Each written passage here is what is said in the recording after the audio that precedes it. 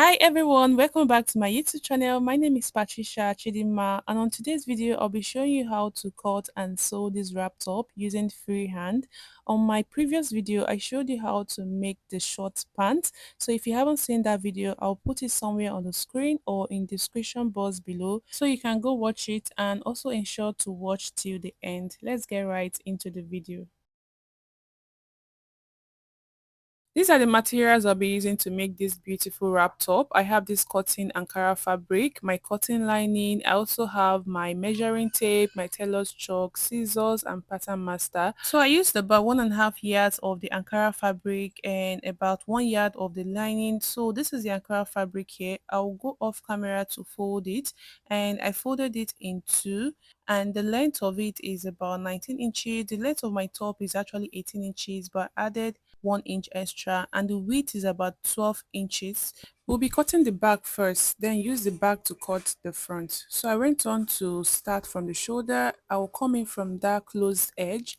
I'll come in by 8 inches. That's the shoulder divided by 2, which is 16 divided by 2, which will give us 8. Then I came down by 1 inch there, and then from that 1 inch I'll mark our armhole depth. So the armhole depth is your round bust measurement divided by 6 plus 1 inch or 1.5 inch depending on your body size. So I'm making it in a block form just that way. Then go ahead to rule the line. I'm just extending what we have on the armhole area to this side, then make it in a straight line to connect to the armhole side.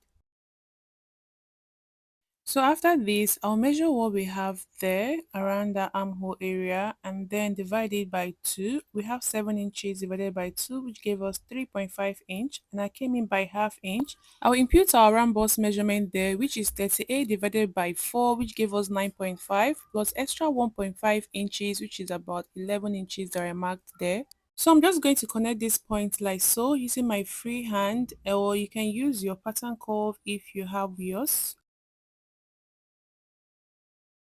So after connecting the armhole curve, we're just going to come in from that closed edge, which is our center back, to mark our neckline. So I'm coming in by 3 inches, and for the back neckline, I'm going to go down by 1.5 inch. You can decide to use 2 inches, but I use 1.5 inches and then connect it like so. So we're going to make our shoulder slant by using the straight ruler to do this. After marking out the shoulder slant, we'll go to the down part and we'll impute our round waist measurement there. The round waist I work with is about 30 inches divided by 4, which gave us 7 inches, 7.5 inches plus 1.5 inches, which is about 9 inches that I marked there. And I'll connect it like so. And then we'll go ahead now to cut everything out. So pardon me if the chalk wasn't visible enough for you to see.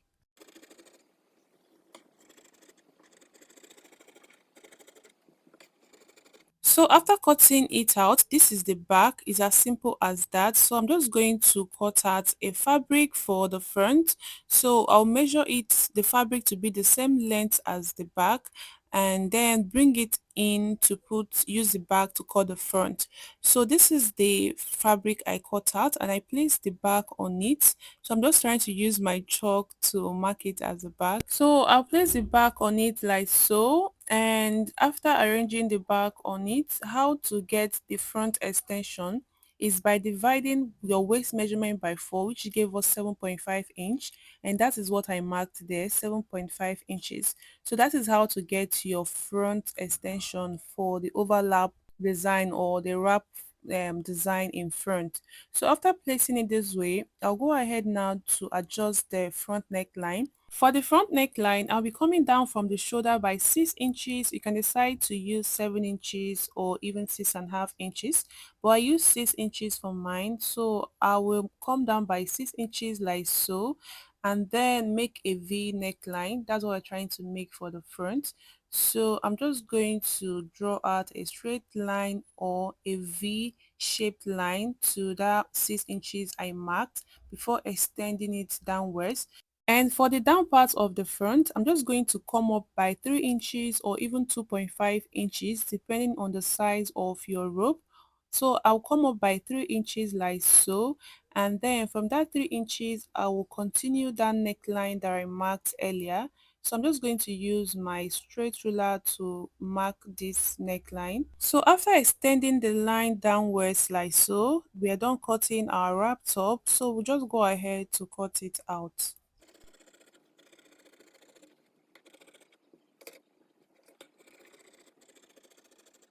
So after cutting it out, we have our wrap top for the front and back. So we'll just go ahead now to bring in the cotton lining we are going to use, and we'll trace out the wrap top on the cotton lining following the same shape we have on our main fabric.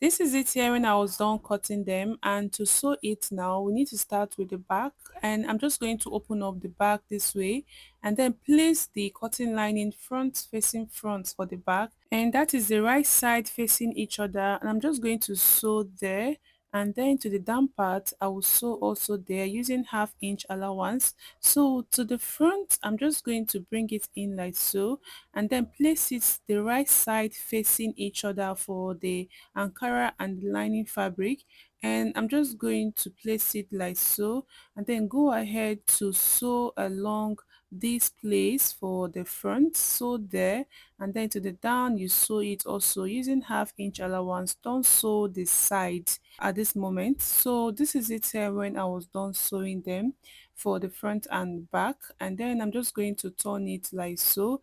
Ensure to top stitch your allowances when you're sewing, the inseam allowance when you're done sewing. So this is it here when I'm done turning them like this to the front side. I'm just going to place it front facing front, that's the Ankara right fabric facing each other, that's what I meant, and I'm just going to turn the shoulder like so, just the way I am doing it.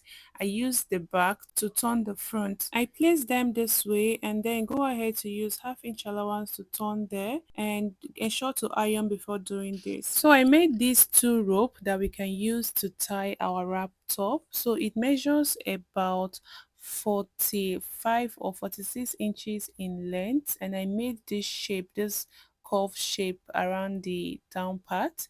So to join this rope or attach the rope to the dress, I'm just going to place it like so. So I'll bring in the rope like this, and then go ahead to place it inside, and then from that side that we didn't turn, so we're just going to follow from that side we didn't turn to bring in the rope inside, and then go ahead to sew it using half-inch allowance. So we place it like this, ensure that it fits in properly before going ahead to sew it.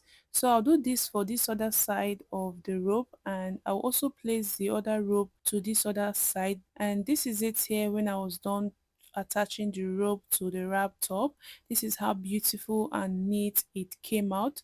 So what we need to do next is now to attach the sleeve. So before we cut the sleeve and attach it, ensure that you ironed your dress properly at this point before we can go ahead to do this. So I'm just going to bring in this fabric here. Is folded in two right now, so I'll fold it again into four.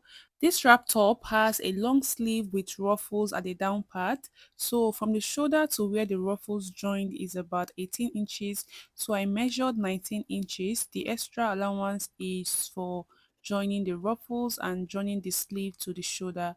So I had to trim off that edge to make it in a straight line, and it still gave me 19 inches. So from that closed edge, I'm coming in by 2 inch or 2.5 inches, and I came down by 4 inches there. So I'm marking the round sleeve at that point, and then add extra 1.5 inches there before connecting it like so using the free hand. Remember, we are doing the free hand method at this point. So I'll measure from the top of the sleeve 12 inches downwards, then I'll mark the round sleeve there, that's around the elbow. So I'll mark it there, adding extra 1.5 inches, and to the down I'll also measure what I have there and add extra 1.5 inches. Just measure around your arm the way you want it fitted, and I'll go ahead now to cut.